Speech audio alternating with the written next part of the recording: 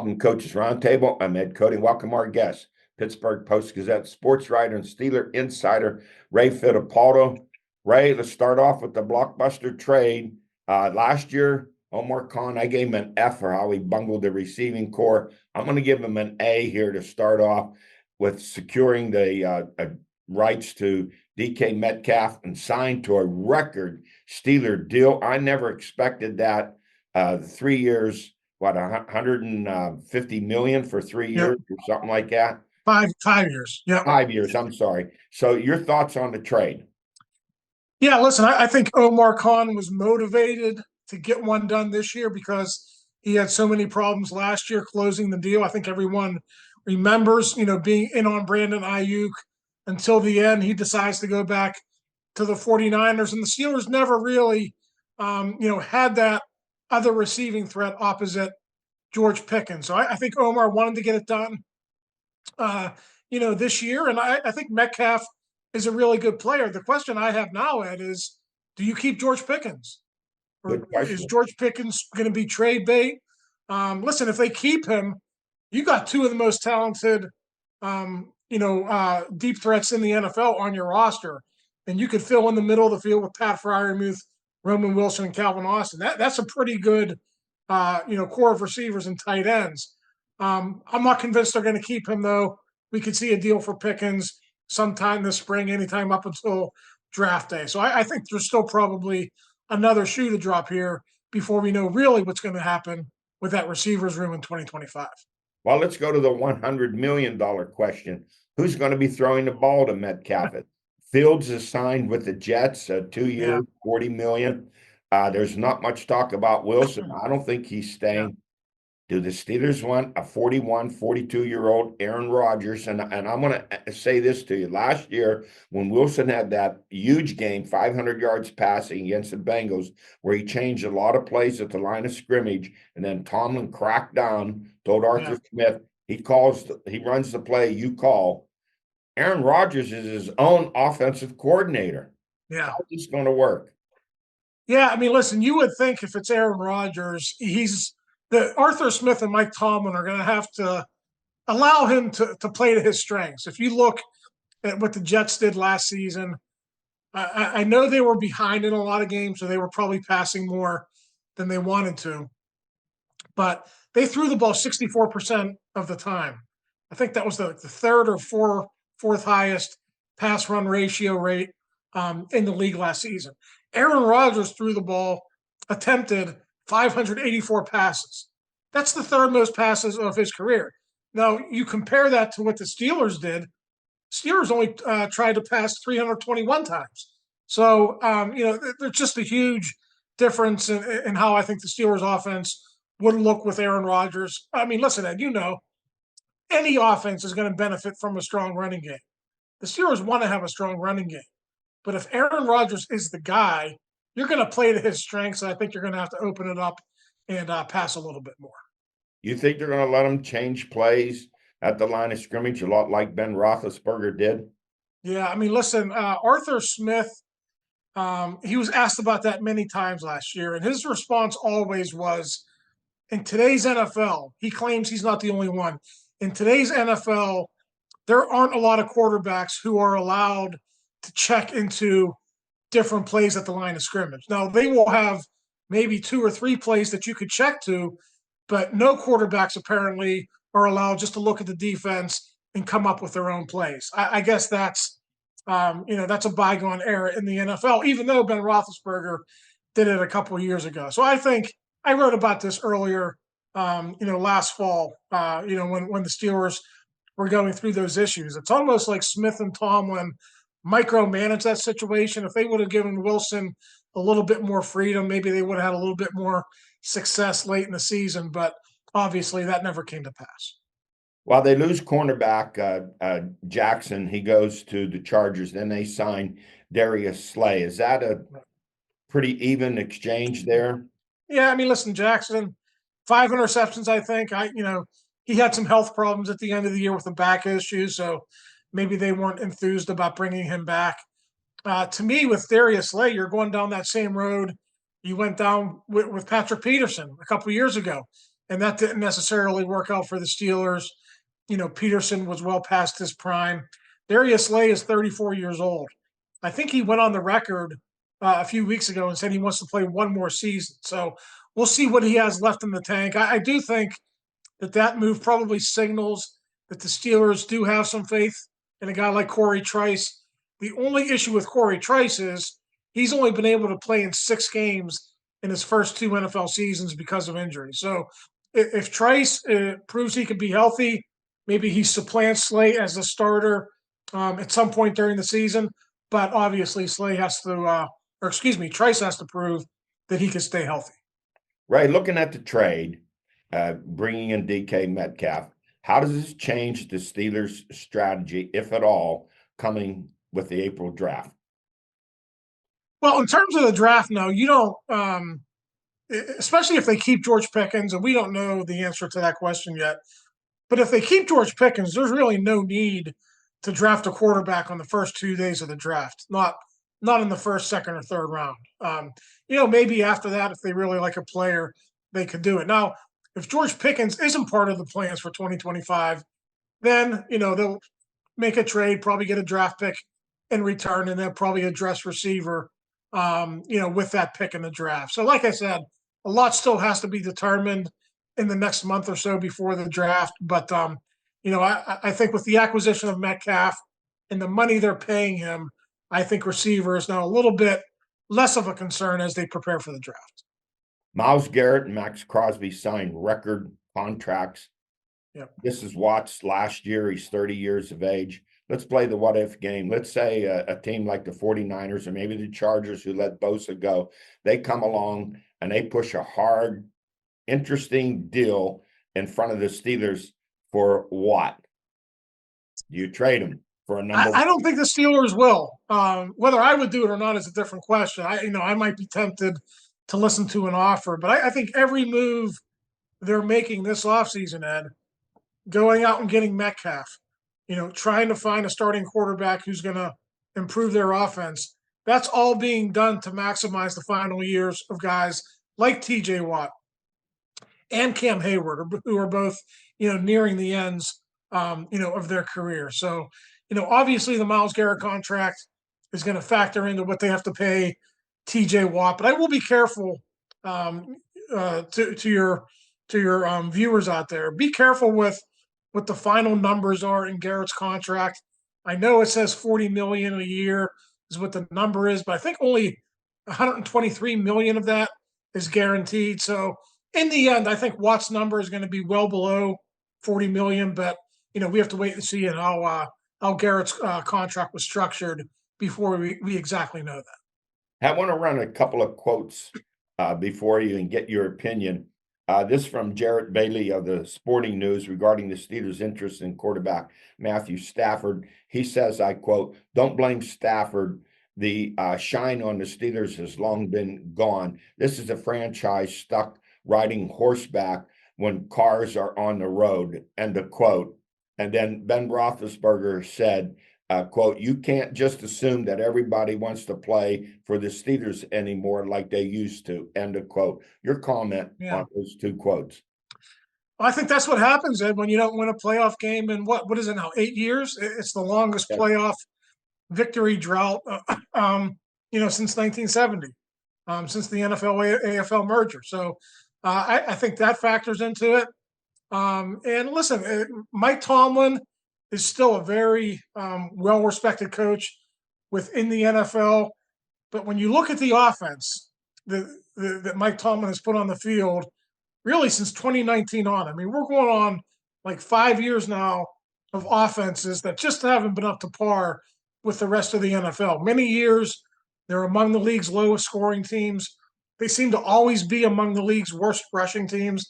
So I do think you have a problem attracting free agents when your offense has just kind of been stuck in the mud the way they have been. Maybe DK Metcalf changes that. Maybe a new quarterback comes in and changes that. But until that's the case, I do think what Roethlisberger said and what some other people are saying is probably true. Hey, Ray, always great to talk to you. Want to get you back in April. after the draft and get your opinion on the Steelers draft. Thanks, Ed. Appreciate you having me on. Thank you. Always great. I'll be right back with Al and George.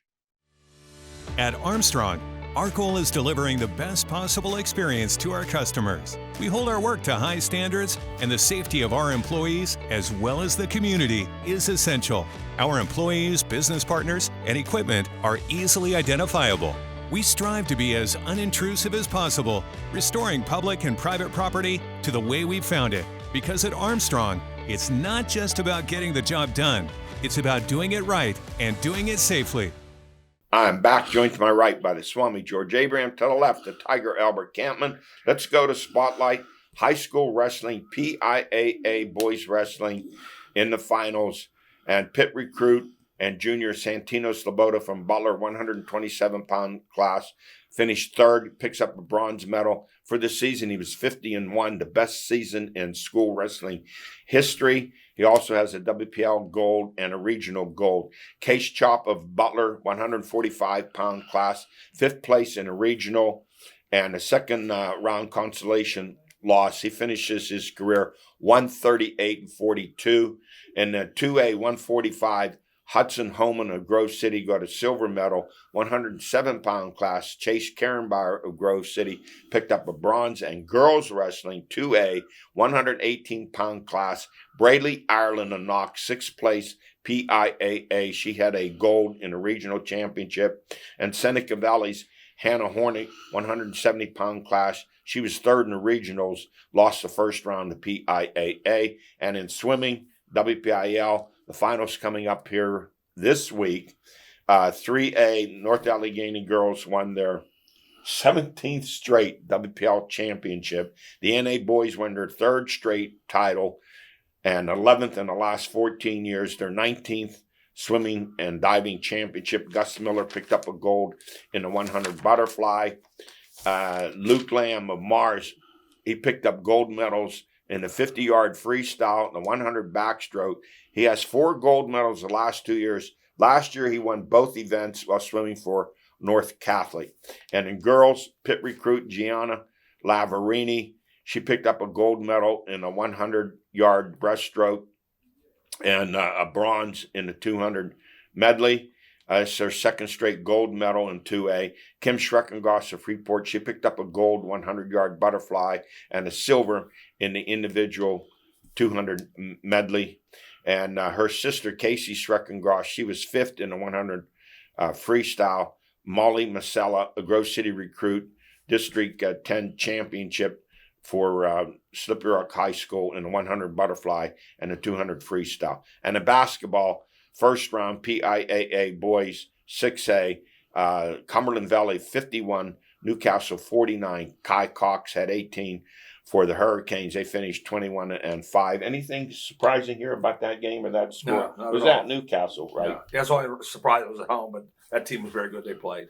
And West and 5A, West York 53, Mars 51. Mars finishes 14-13. Austin Wroblewski and Will Wilson each have 13 points. First round 4A, North Catholic 72, Hickory 56. Jason Fredericks, who's been strong all year, had 25. Jude Rotman 18. Next up, North Catholic 20-6 will take on Beaver 20-6. How do you guys see that game? North Catholic. You like North Catholic? Easily North Catholic, yes. And then 5A, Uniontown Meadville. That game ended in a major brawl on the court and in the stands. 2-man handcuffed and taken away. The PIA has disqualified both teams. Right. Hershey goes by to the West semifinals. I would like to talk to PIAA why Meadville didn't move on. They were ahead by 10 points. Okay. I don't understand. I know That's a good question. It was a big riot, but yeah, they're winning the game by 10 points. Was there any determination who started the fight? The fans. It wasn't the kids. If the kids had fought each other, I mean, it happened afterwards. Okay. I don't understand. I'd like to know. I don't understand. Well, you know something that Meadville's upset about. They gave them criteria like an action plan, what they need by next weekend. I mean, they threw as much. In other words, paperwork. They were preventive. No, but after it happened, let's do something about it now. Yeah, exactly. District 10 at champion Erie Cathedral Prep defeated Knox 70-57. Jackson Bauman with 13. Brody Bauman with 11, and Tegan Finucane with 10. Knock finishes a great year, 19-8. Next up, Cathedral Prep, 18-8. They play Grove City. Yeah, bad. That'll be a bad loss. Yeah. Everyone looks at Cathedral Prep's record every year and they go, they lost 8 or 9 games, but they don't realize who they've played. Oh, Right. They play national Brutal schedule. Yeah, but that's a good win for. I mean, that's like a win for Knock. You understand? Good Playing game. them within 13 points of prep. Yeah, that's that a great tells me job they're by pretty Knock. good. They had a nice year. And they're going to be good again next year, too. Sure. And 3A, Mercer 65, Elwood City 50. Chris Smiley finishes with 15. Elwood City finishes 15-12. Nice year for them after they lost Roth from last year. Yeah. That's a nice follow up. You're right. Good way to say it. Mercer lost 10 straight games in their league. Is that right? That's the league they play. You talk about getting ready though. Yes. They were 8-0, lost 10 games in the league, and they haven't lost since. So they play Slippery Rock, Grove City, Hermitage, Sharon, Farrell.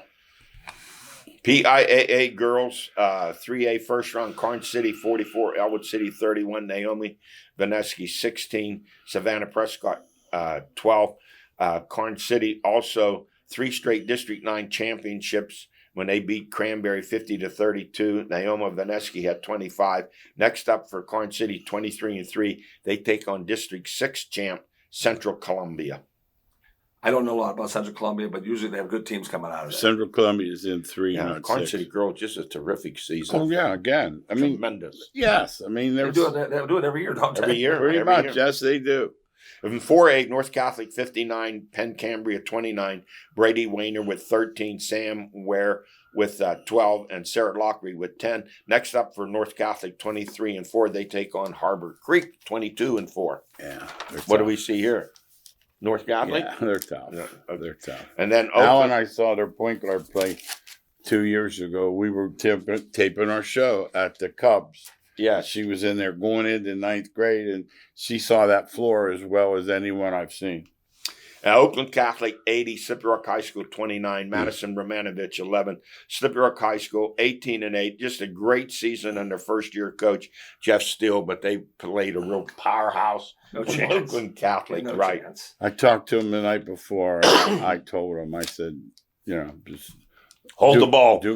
They won't let you hold it. Yeah. The clock was running first quarter. And 5A, West York 54, Mars 44, Cecilia Christie 14. Mars finishes an outstanding year, 15-12. High school hockey, Penguins Cup playoffs, 3A quarterfinals, Seneca Valley 3, defending champ Pine Richmond 1, and then in the semis, Seneca Valley 3, Upper St. Clair 2, overtime, winning on a Carter Hone goal.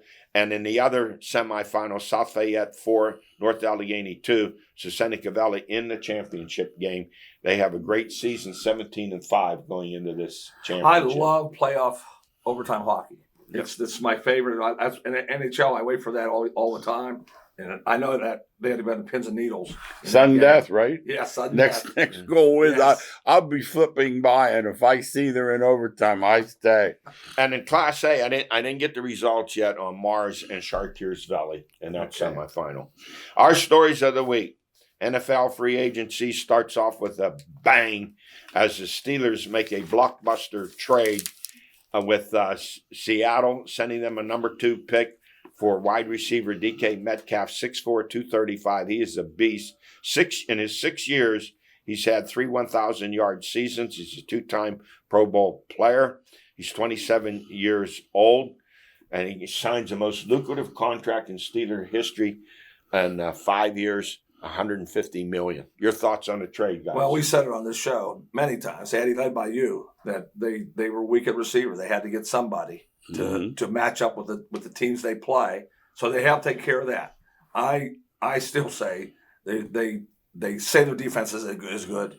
I don't think it's any good. So I agree. I mean, they keep telling me it's good. So we'll find They make out. a lot of money, put it that way. Now, Omar Khan, I gave him an F last year for how he bungled the receiving core. I'm going to give him an A here. It's a good signing. Starting It is. off, great signing. Now, what's that mean for Pickens? Because, if Metcalf catches 6 or 7 passes one game and Pickens only gets 1, he says he wants to stay with the Steelers. Why not? He causes lots of trouble, and I don't see enough discipline for him for what he does. Oh, there's not any discipline for him. But I don't care if he's in L.A. Chicago, Baltimore. There's no discipline for him. No, Andy Reid's had enough guys arrested to have your own team. No, Kelsey pushed him down to the ground. Wait a minute. Pickens, bad as Pickens is, he's never laid his hands on Tomlin and said, "I don't like you." He pushed. Right. Yeah. So Andy Reid's okay, huh? He gets away They with it. won. That's why they win. That's when you win. All right. That's good. Justin Fields leaves. He signs with the Jets, what some consider a bargain deal. 2 years, $40 million. I hope he can make it in New York with that kind of money. That's a rough. He may have to. Budget. Yeah. I hope he can afford the subway in there. So now the Giants seem interested in Russell Wilson. It doesn't seem like the Steelers are going to bring him back. All the talk now goes to Aaron Rodgers, who's going to be 42 years old, who wants $40 million. Now, remember last year, Wilson had the big game against Cincy. He threw for 500 yards, changed plays at the line of scrimmage. Tomlin cracked down, told Arthur Smith to tell him, you run a play that's called. Aaron Rodgers is his own offensive coordinator. Who's going to tell him what to do? Is this really a good move for the Steelers? Well, it's the only move. There's no quarterbacks out there. Darnold That's the signed with problem. Seattle. There's no quarterbacks. And we'd be better than anybody that's out there right now. It's the hardest position to find. You have to take a shot. I mean, I don't know. What else do you get? Carson Wentz. That's what I said. You want to go with Pickett again? You know, Carson. The Browns signed Pickett. That's all you got to know too. There's no quarterbacks, Eddie. So you have to take a chance. So you give Rodgers, he's going to want what, $40 million a year. So you're going to let him run the offense. I'm about to say, if you're going to bring him in, let him run the offense, call plays. They're not letting him run the offense. Well, there's going to be a clash here at some point because he's going to see things in a game. You give him credit. He's smart. He sees what's out there. He's going to say, this is not the play for the defense I'm seeing. So this is not going to be smooth selling at some point. I don't think there's any smooth selling with Rodgers ever. No. He'll destroy you on Tuesday afternoon on McAfee. So now they cornerback Jackson, who had 5 picks, leaves, goes, signs with the Chargers, and to replace him, the Steelers signed 34-year-old Darius Slay. You have to sign people. That's the only way to do it. There's not a lot out there. You know, their defense has already paid so much money that you hope they get it done. Don't you think that Watt's going to want more now when he sees that contract? You're reading my mind. I think he would. With Myles Garrett and Max Crosby signing record contracts. He's in his last year. He makes what, $28 million? I don't sign him to a contract. Say, I want to wait and see. So do I. He's going to be 31 years old. 3 years ago, I told you they had to sign him. Not now. He's not the same player. No. He's going to want at least 30 to 35 million a year on a 3 or 4 year deal. Now, I asked Ray Fittipaldo, let's say someone comes along, maybe I'm just 49ers or Chargers, and they say, hey, we're going to offer you a number 1 and maybe a number 3 for Watt. What do you do if you're the Steelers? Take it in a minute. They're not getting the number 1 for Watt. No, those are out. No, I think. Well, I'm just throwing that out if they got that, Eddie, they're taking it a second. Yeah. Yes. Yeah. The thing about it is, I look at things differently. I look at a guy who's proven himself, and I hear someone say a 2 and a 3. Who said the 2 and a 3 are going to be any good after you get them? There's no guarantee. You know what these other guys can do at least. It'll be interesting how this changes their strategy for the upcoming draft. They still need another corner. They still need a safety, I think, and they need at least 2 defensive linemen, and they need another running back. Did you hear what you just said? Yeah, I know. There's only so many pass. They need defensive line. They let. How about their offensive line? Those quarterbacks are running for. Najee would get the ball and there'd be 3 guys on them. Yeah, defensive line is the one I'd go after, Eddie. They need 2. They need 2 there, and they need a corner and a safety. Whether they make a trade, how the draft is. The draft is deep and wide receivers and defensive linemen. Yeah, I'll go defensive line. I'll tell you, if you're in a league with Baltimore and Cincinnati, you better have a defense. Yeah, and you see what Cincy's done. They brought back T. Higgins on a 2nd straight year franchise tag. I think he can make it on $30 million. Do you think? I'm hoping they don't have to have a GoFundMe for him. They're letting Trey Hendrickson seek a trade. All right, he's an NFL sack leader. So he's looking around and saying, Garrett's getting $33 million. Crosby's getting $30 million. I want a 4-year, 5-year, $120 million deal. And plus, Bengals won the number 1 pick for him. And that's the way they think, by the way. The players compare themselves. And they want a guarantee now, too. You know. That's what changed the Browns giving Watson all that guaranteed money has changed this league immensely. I saw the other day that one guy of the 200 and some million, 200's guaranteed. I mean, you don't have to play a minute. I say Hendrickson's going to stay with Cincy because the price tag's too high. with what he wants and a draft pick that the Bengals want in return. And their defense really stinks. So I don't care what they say about Henry. He doesn't play the run. So if you're going to be a player, you got to play both, the pass and the run. He rushes the passer wide every play. I don't like the those defense kind is of bad, but they held the Steelers to 15 points. Hey, rules changes. Green Bay wants to eliminate the tush push. And some teams call it dangerous. Really, of all the plays in the NFL, It's dangerous when you can't stop it. Now, That's what it is. Now, what about the shove and drive when the running back runs 8 yards downfield, gets held up, he's still and these 350-pound line, boom, push him ahead for another. That's not dangerous. Yeah, I would say. Be interesting. It's to see Green what Bay. happens. It's Green Bay. Yeah. And then there's going to be a change for onside kicks. They're saying what they've done doesn't work. Overtime rules in playoffs, making the rules the same as during the regular season, and technology to determine first downs. Here it comes. Move over chain gang. The chain gang is now a backup to technology. Should have been like that 5 years ago. We saw that coming. We have no idea why it hasn't been changed. Yeah. I thought, to this day, I thought Buffalo had the first down. That changes the whole Super Bowl. Yep. And replays to include looking for more fouls when a foul's not called. So a coach throws a flag. Hey, we think there was a foul here. Holy delay. So crazy. Here we come. The game's going to end up going 4.5 hours. They keep doing this. Yeah. Hey, well, because of television, they'll figure it out. NFL Player Association team reviews and ranks the Steelers for a second straight year, 28th out of 32 teams. Ownership grade a D, locker rooms a D, which I don't get with their facilities. Strength and conditioning a C minus. Treatment of families a C minus. It was a D last year. What is it? They didn't serve lobster in the pregame. You understand how much a joke this is? I know this when you're reading, I'm thinking. You think that I cared as a coach what anybody else wrote about me? You think Tomlin cares? Well, Tomlin got an A. He got an A from the Players I don't care. Association. He shouldn't care about that. How either. about these guys voting a D for who pays them? Yeah. Hey guys, Baseball Hall of Fame adjusted the Veterans Committee. Now, if you've been up a number of times, it's going to be harder now to get a vote to get into Hall of Fame. I'm glad Richie Allen got in now. Yeah, it doesn't bode well for Barry Bonds or Roger Clemens. No, it doesn't.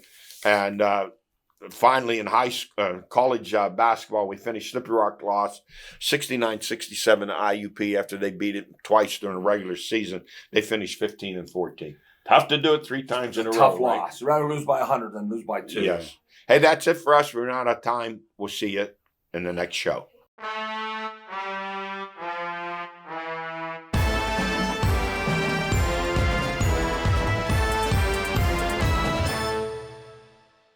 Thinking about switching to 5G home internet? Think again.